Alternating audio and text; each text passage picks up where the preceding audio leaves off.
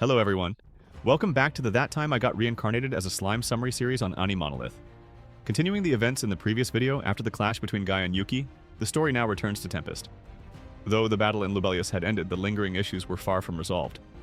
To address them, Leon, Luminous, and Rimuru planned a high-level meeting. With Lubelius busy with recovery efforts and Eldorado locked down due to an unknown problem, they decided to hold the discussion in Tempest.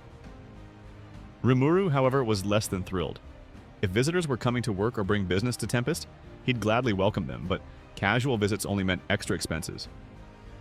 Still, since this was a crucial information exchange, he didn't complain. As soon as he returned to Eldorado, Leon immediately prepared for the trip.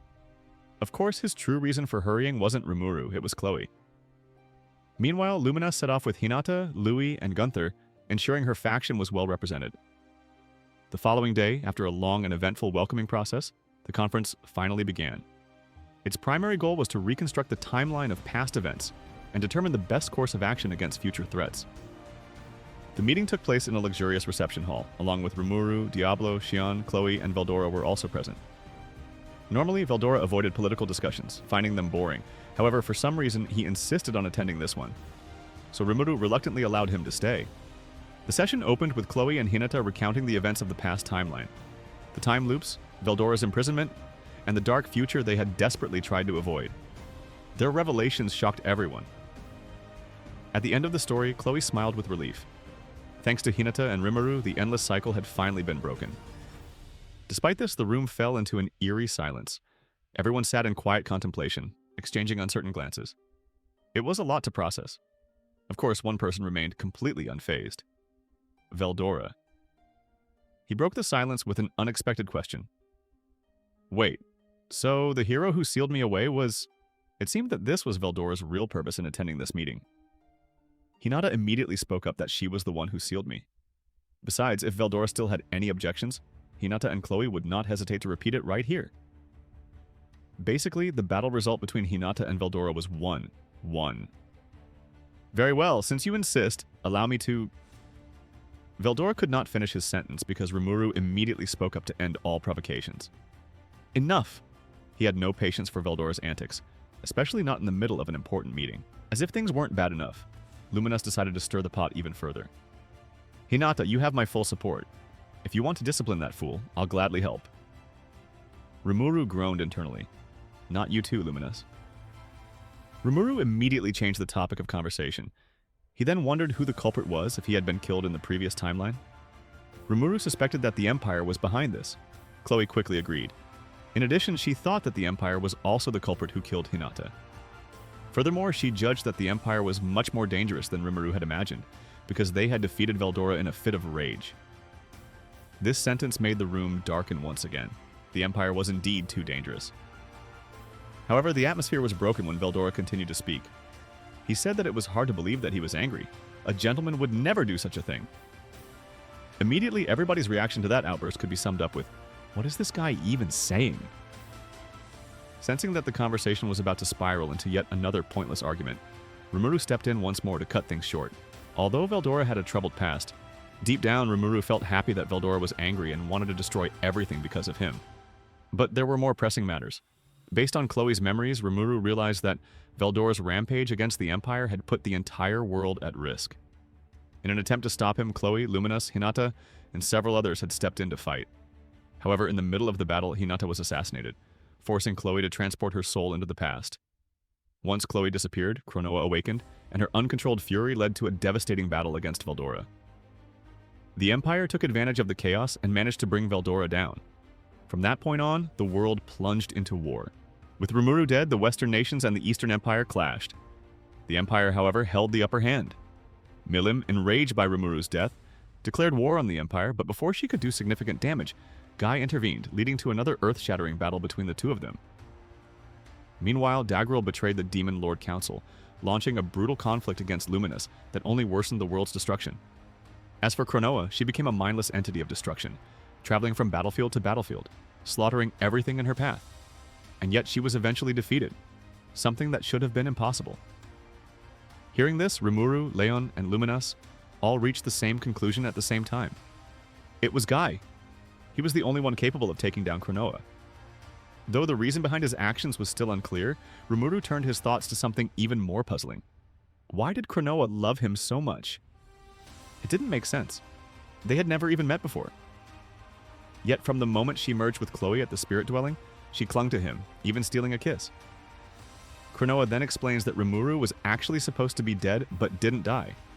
After a period of disappearance, he returned and also evolved into a demon lord. The future Rimuru, crushed by despair, had wandered the world in search of his lost companions. Eventually, he found Cronoa. Believing that he could restore Chloe's consciousness, Rimuru had fought against Cronoa countless times. And then, in their final battle, when Cronoa lay dying at Guy's hands, Rimuru had held her in his arms. At that moment, Chloe's true self reawakened. For reasons unknown, time travel was triggered and Cronoa's soul was sent back to the past, leading her to the moment when Chloe was still at the spirit dwelling. That was why she had loved him.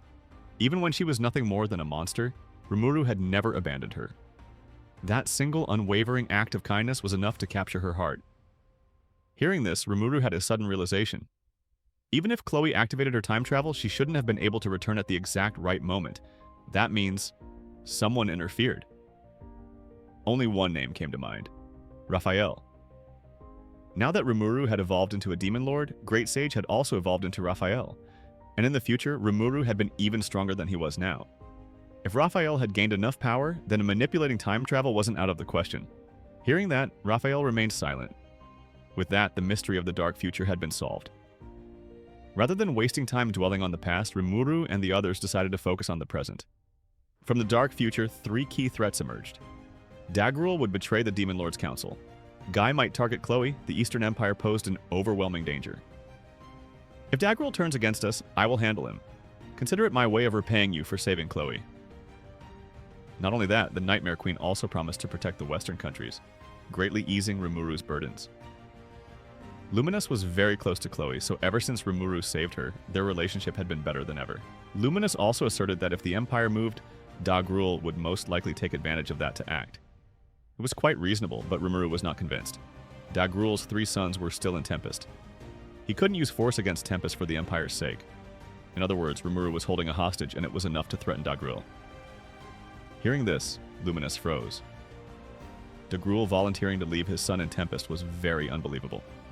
At this time, Xion also spoke up to confirm that Dagruel's 3 children were really cute. Since being taken under her command, they had had very good training results.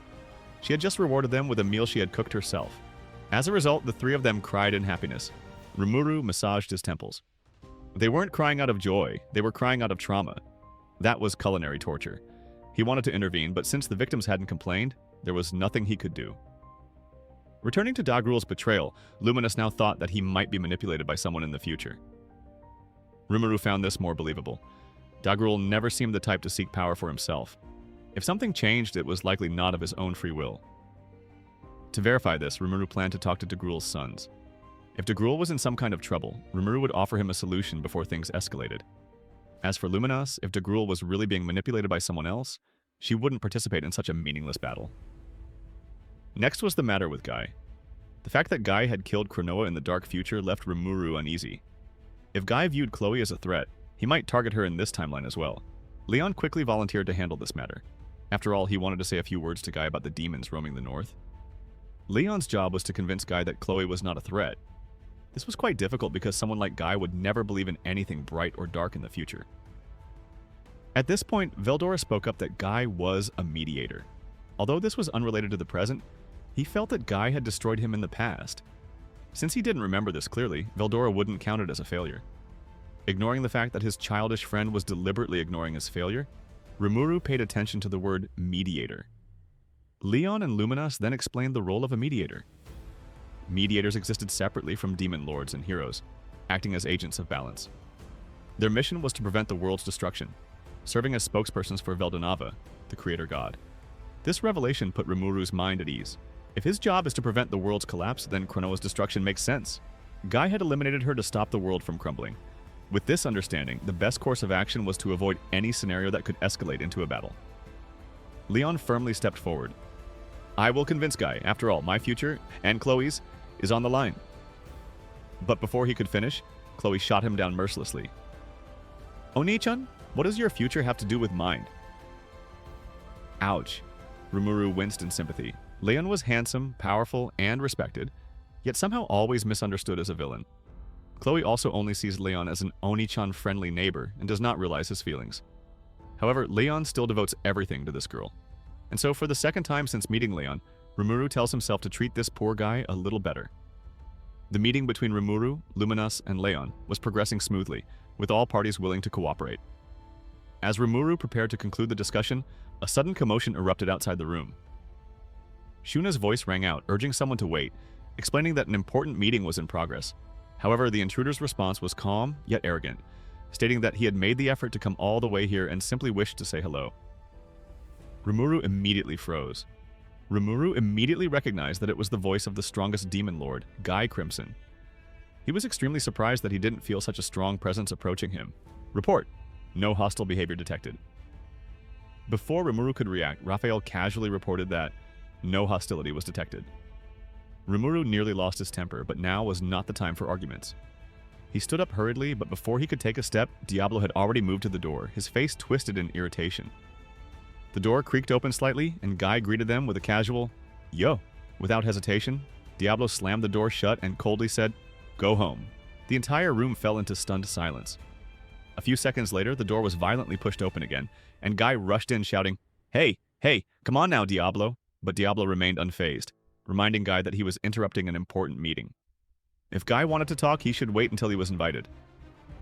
Everyone was stunned for a second time. Rimuru wondered if Diablo knew Guy. Unbelievable, he didn't budge an inch against Guy, as expected of Noir. Leon was shocked when he heard Luminous say that. What terrible reason had Primordial Black Noir come under Rimuru's command? As for Rimuru, he naturally didn't understand what was going on, and didn't even know what Noir meant.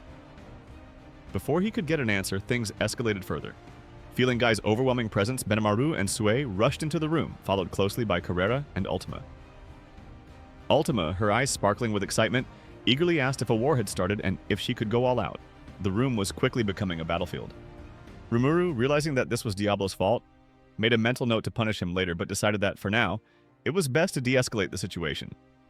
He formally welcomed Guy as a guest and invited him to join the meeting.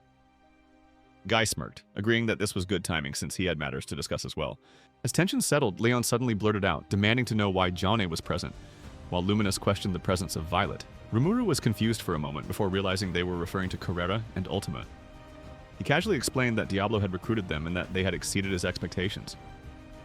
Before he could finish his explanation, both Luminous and Leon shot up from their seats in disbelief.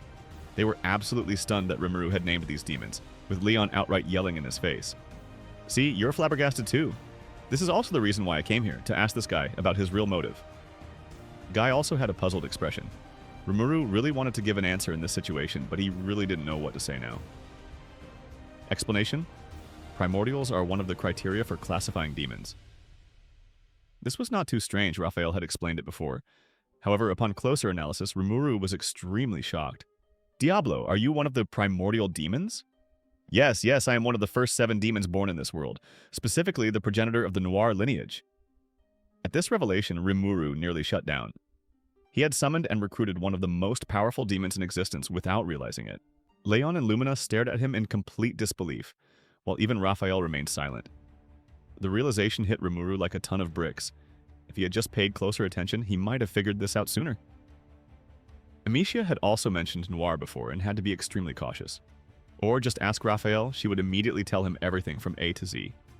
However, Raphael did not know what to say now. Although he was omnipotent, the Lord of Wisdom also had weaknesses, which was that it could only speak up to answer questions when the Master asked about something. Perhaps Diablo was indeed made for Rimuru, a man who recruited primordial demons to do odd jobs, and a man who named them without asking for their origins. What a perfect match. Before Rimuru could gather his thoughts, Diablo launched into a long-winded explanation of how he came to serve him. According to Diablo, he had been watching Rimuru since the moment Shizu arrived in Tempest. He had patiently waited for the opportunity to be summoned, only for a lower-ranked demon from his lineage to steal his place. This demon, of course, being Beretta. Diablo admitted that he had initially wanted to kill Beretta out of jealousy, but ultimately decided against it, as harming something created by Rimuru was unacceptable. His passion for telling the story was overwhelming, and no one dared to interrupt him, until Rimuru finally had enough and cut him off, insisting they return to the meeting. Guy then requested that Dino be summoned, prompting Shuna to leave the room to fetch him. However, when she returned, she brought along an unexpected guest, Ramirez. As if things weren't chaotic enough, the meeting was now about to take an even wilder turn. The meeting continued and promised to be interesting.